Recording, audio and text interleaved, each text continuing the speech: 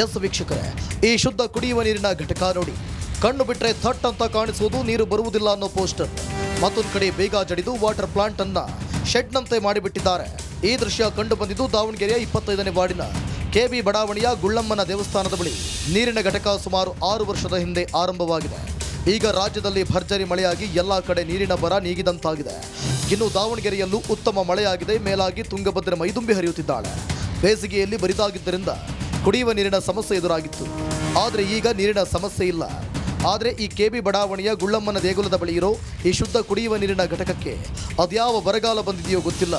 ಕೆಲ ತಿಂಗಳ ಹಿಂದೆ ಕೊಳವೆ ಬಾವಿಯಲ್ಲಿ ನೀರು ಕಡಿಮೆಯಾಗಿದೆ ಅನ್ನೋ ನೆಪದಲ್ಲಿ ಈ ಪ್ಲಾಂಟ್ಗೆ ಪಾಲಿಕೆ ಬೀಗ ಜಡಿದಿದೆ. ತದನಂತರ ಅಧಿಕಾರಿಗಳು ಈ ಘಟಕದತ್ತ ತಿರುಗಿಯೂ ನೋಡಿಲ್ಲ. ಜನ ಮಾತ್ರ ನೀರು ಹಿಡಿಯಲು ಬಂದು ವಾಪಸ್ ಆಗ್ತಿದ್ದಾರೆ. ಈ ನೀರಿನ ಘಟಕ ಭಾಳ ಅನುಕೂಲಕರವಾಗಿತ್ತು. ಈಗ ಒಂದು 3-4 ತಿಂಗಳಾಯಿತು ಇದನ್ನು ಸ್ಟಾಪ್ ಮಾಡಿಬಿಟ್ಟಿದ್ದಾರೆ. ಯಾಕಂತ ಕೇಳಿದರೆ ಯಾರಿಗೂ ಏನೂ ಗೊತ್ತಿಲ್ಲ. ಇದು ಈ ಕಾರ್ಪೊರೇಷನರು ಇದಕ್ಕೆ ಬೀಗ ಹಾಕ್ಕೊಂಡು ಹೋಗಿದ್ದಾರೆ ಅಂತಂದು ಹೇಳ್ತಾ ಇದ್ದಾರೆ. ಇದರಿಂದ ಎಷ್ಟೋ ಬಡವರಿಗೆ ಎಲ್ಲರ ಮನೆಯಲ್ಲೂ ಆರ್ ಒ ಮಿಷಿನ್ನು 20-25 ಸಾವಿರ ಕೊಟ್ಟು ತೊಗೊಳಕ್ಕಾಗೋದಿಲ್ಲ. ಅದರಿಂದ ಭಾಳ ಜನ ಬಡವರು ಇದರಿಂದ ನೀರು ತಗೊಂಡು ಹೋಗ್ತಾಯಿದ್ರು. ಇದನ್ನು ನಿಲ್ಲಿಸಿ ಭಾಳ ತೊಂದರೆ ಆಗಿದೆ.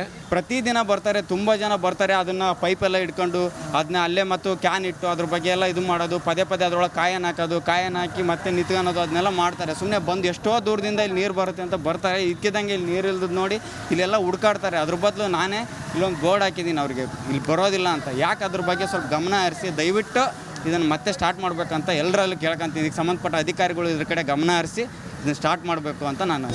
ಈ ಬಡಾವಣೆಯ ಸುತ್ತಮುತ್ತಲಿನ ಕಚೇರಿ ಸಂಸ್ಥೆಗಳು ಸೇರಿದಂತೆ ಸಾಕಷ್ಟು ಕುಟುಂಬ ಇದೇ ಘಟಕದ ನೀರನ್ನೇ ಬಳಸ್ತಿದ್ರು. ಏಕಾಏಕಿ ಬಂದ್ ಆಗಿದ್ರಿಂದ ಬೇರೆ ವಾರ್ಡ್ಗಳಿಗೆ ತೆರಳಿ ನೀರು ತರುವಂತಾಗಿದೆ. ದಾವಣಗೆರೆ ಪಾಲಿಕೆ ಗಮನಕ್ಕೆ ತಂದರೂ ಏನು ಪ್ರಯೋಜನ ಆಗಿಲ್ಲ. ಅಧಿಕಾರಿಗಳನ್ನ ಕೇಳಿದ್ರೆ ಕಾಗಕ್ಕ ಗೂಬಕ್ಕನ ಕತೆ ಹೇಳ್ತಿದ್ದಾರಂತೆ. 4 ತಿಂಗಳಿಂದ ಇದು ಬಂದಾಗುತ್ತೆ. ಸಂಬಂಧಪಟ್ಟ ಇಂಜಿನಿಯರ್ಗಳಿಗೂ ಅವ್ರಿಗೂ ಪ್ರತಿಯೊಬ್ಬರಿಗೂ ಗಮನಕ್ಕೆ ತಂದರೂ ಕೂಡ ಕೆಲವು ಸರಿ ಹೇಳಿದ್ರು ಬೋರ್ನಾಗ ನೀರಿಲ್ಲ ಅನ್ನೋರು ಬೋರ್ಡ್ ಹಾಕ್ಬೇಕು.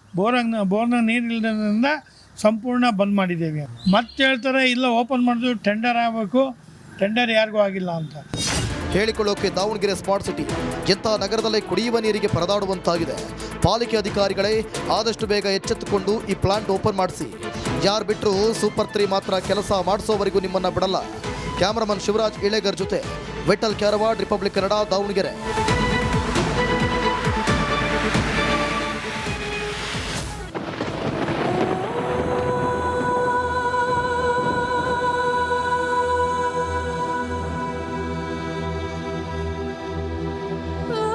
ಎಸ್, ಇವರು ವಿಕಲಚೇತನ ವ್ಯಕ್ತಿ. 2 ಕಣ್ಣು ಕಾಣಲ್ಲ, ಜೊತೆಗೆ 2 ಕಾಲು ಕೂಡ ಬರಲ್ಲ. ಎದ್ದು ನಡೆಯಲಾಗದೆ ಕೂತಲ್ಲೇ ಕೂತಿರ್ತಾರೆ. ಈ ಕರುಣಾಜನಕ ದೃಶ್ಯ ಎಂಥವರ ಮನಸ್ಸನ್ನು ಕಲಕುವಂತೆ ಮಾಡುತ್ತೆ. ಮಗನಿಗೆ ಈ ತಾಯಿಯ ಆಸರೆ. ಈ ಕುಟುಂಬ ಪ್ರತಿನಿತ್ಯ ನರಕ ಯಾತನೆಯನ್ನೇ ಅನುಭವಿಸ್ತಾ ಇದೆ. ಅಷ್ಟಕ್ಕೂ ಇವರ ಹೆಸರು ನರಿಯಂಬಾಡಿ ಅಂತ. ಕೊಡಗು ಜಿಲ್ಲೆ ಮಡಿಕೇರಿ ತಾಲೂಕಿನ ಕರಿಕೆ ಗ್ರಾಮದ ಕೊಚ್ಚಿ ಕಾಲೋನಿಯಲ್ಲಿ ವಾಸ ಮಾಡ್ತಿದ್ದಾರೆ. 49 ವರ್ಷ ಪ್ರಾಯವಾಗಿದೆ. ಕಣ್ಣು ಕಾಣದ ಹಿನ್ನೆಲೆಯಲ್ಲಿ ಇವರಿಗೆ ಸರ್ಕಾರದಿಂದ ತಿಂಗಳಿಗೆ 1200 ರೂಪಾಯಿ ಪಿಂಚಣಿ ಬರ್ತಾ ಇತ್ತು. ಆದ್ರೆ 2018ರಲ್ಲಿ ಇದ್ದಕ್ಕಿದ್ದ ಹಾಗೆ ಬರ್ತಾ ಇದ್ದ ಪಿಂಚಣಿ ಸ್ಥಗಿತವಾಗಿದೆ.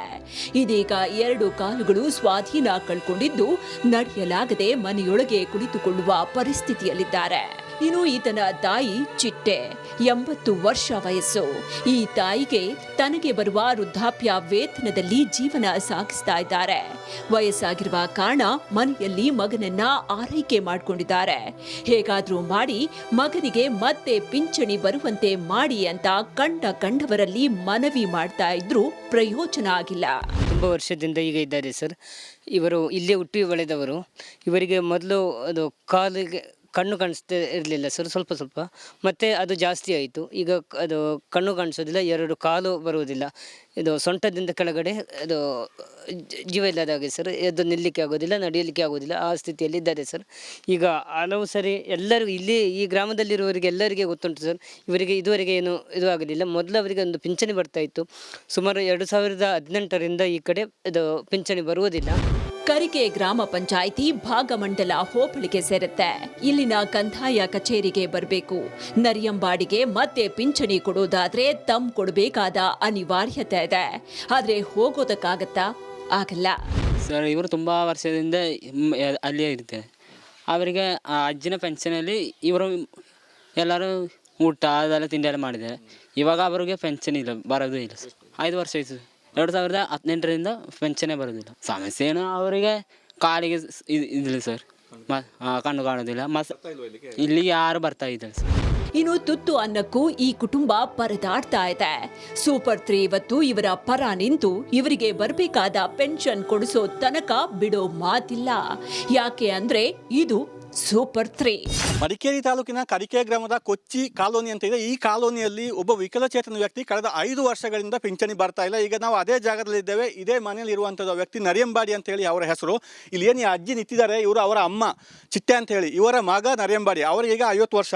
ಅವರಿಗೆ 2018ರಿಂದ ಪಿಂಚಣಿ ಬರ್ತಾ ಇಲ್ಲ, ನಿಂತೋಗಿದೆ. ಅಂದರೆ ಮೊದಲು ಅವರಿಗೆ ಕಣ್ಣು ಕಾಣದಾಗಿತ್ತು, ಅದರಿಂದ ಪಿಂಚಣಿ ಮಾಡಿರುವಂಥದ್ದು. ನಂತರ ಈಗ ಒಂದು ಕಣ್ಣು ಸ್ವಲ್ಪ ಕಾಣ್ತಾ ಇತ್ತು, ಈಗ ಆ ಕಣ್ಣು ಕೂಡ ಕಾಣಲ್ಲ, ಮತ್ತು 2 ಕಾಲು ಬರಲ್ಲ. ಈಗ ಅದಕ್ಕೆ ಮಲಗಿದ ಸ್ಥಿತಿಯಲ್ಲಿ ಅವರು ಈ ಮನೆಯೊಳಗೆ ಇರ್ತಾರೆ. ಅವರನ್ನು ಈ ಅಜ್ಜಿ ಏನು ಅವರ ಅಮ್ಮ ಏನಿದ್ದಾರೆ ಅವರಿಗೆ ಬರುವಂಥ ಪೆನ್ಷನ್ ಹಣದಲ್ಲಿ ಆ ಜೀವನವನ್ನು ಸಾಗಿಸ್ತಾ ಇರುವಂಥದ್ದು. 1200 ರೂಪಾಯಿ ಅವರಿಗೆ ತಿಂಗಳಿಗೆ ಬರ್ತಾ ಇತ್ತು. 18ರಿಂದ ಈಚೆ ಅದು ನಿಂತು ಹೋಗಿದೆ.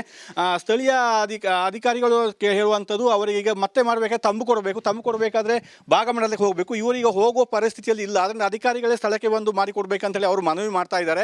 ಅಂದರೆ 2018ರಿಂದ 5 ವರ್ಷ ಪಿಂಚಣಿ ಇಲ್ಲದೆ ಅಜ್ಜಿ ಹಣದಲ್ಲಿ ಅವರು ಜೀವನ ಸಾಗಿಸುವಂಥದ್ದು, ಮತ್ತು ಬೇರೆ ಕೆಲಸಕ್ಕೂ ಹೋಗಲಿಕ್ಕೂ ಆಗಲ್ಲ. ಆದ್ದರಿಂದ ಆದಷ್ಟು ಬೇಗ ಅವರಿಗೆ ಪಿಂಚಣಿ ಹಣವನ್ನು ದೊರಕಿಸಿಕೊಡ್ಬೇಕಂತ ಹೇಳುವಂಥದ್ದು ನಮ್ಮ ಆಗ್ರಹ ಕೂಡ ಆಗಿದೆ. ಕ್ಯಾಮರಾ ಪರ್ಸನ್ ದಿವಾಕರ್ ಜೊತೆ ಅನುಕಾರ್ಯಪ್ಪ, ರಿಪಬ್ಲಿಕ್ ಕನ್ನಡ, ಕೊಡಗು.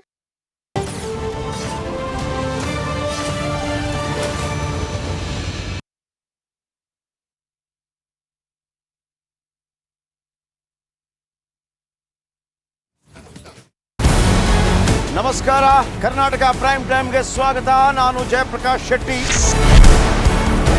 ಇಡೀ ಕರ್ನಾಡು ಇವತ್ತು ರೆಬೆಲ್ ಆಗಿ ನಿಂತಿದೆ.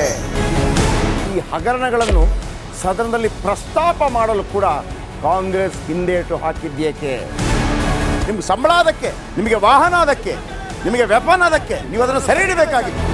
ನೀವು ವಿದ್ಯುತ್ ಬರ ಇದೆ ಅಂತ ಹೇಳ್ತಾ ಇದ್ದೀರಿ, ಎಲ್ಲಿ ಬರ ಇದೆ ನೀವು ಹೇಳಬೇಕು. ಪಾಕಿಸ್ತಾನ್ ಆಕ್ಯುಪೈಡ್ ಕಾಶ್ಮೀರ್ ಅದು ಎಂದೆಂದಿಗೂ ನಮ್ಮದು.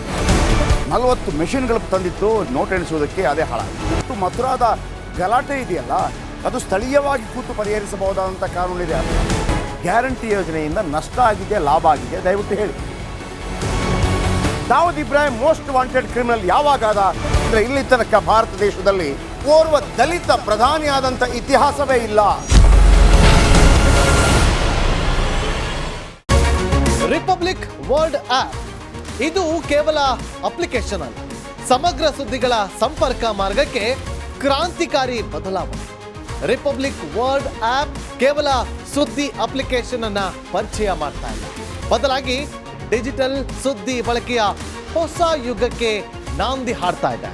ಇದೊಂದು ಬ್ರೇಕಿಂಗ್ ನ್ಯೂಸ್, ಪ್ರಭಾವಶಾಲಿ ಕಾರ್ಯಕ್ರಮಗಳಿಗೆ ಗಟ್ಟಿಯಾದ ವೇದಿಕೆ. ರಿಪಬ್ಲಿಕ್ ವರ್ಲ್ಡ್ ಅಪ್ಲಿಕೇಶನ್ ಈಗ ಲೈವ್ ಆಗಿದೆ. ಗೂಗಲ್ ಪ್ಲೇ ಸ್ಟೋರ್ ಮತ್ತು ಆಪಲ್ ಆಪ್ ಸ್ಟೋರ್ ಎರಡರಲ್ಲೂ ಲಭ್ಯವಿದೆ. ಈಗಲೇ ಡೌನ್ಲೋಡ್ ಮಾಡಿ.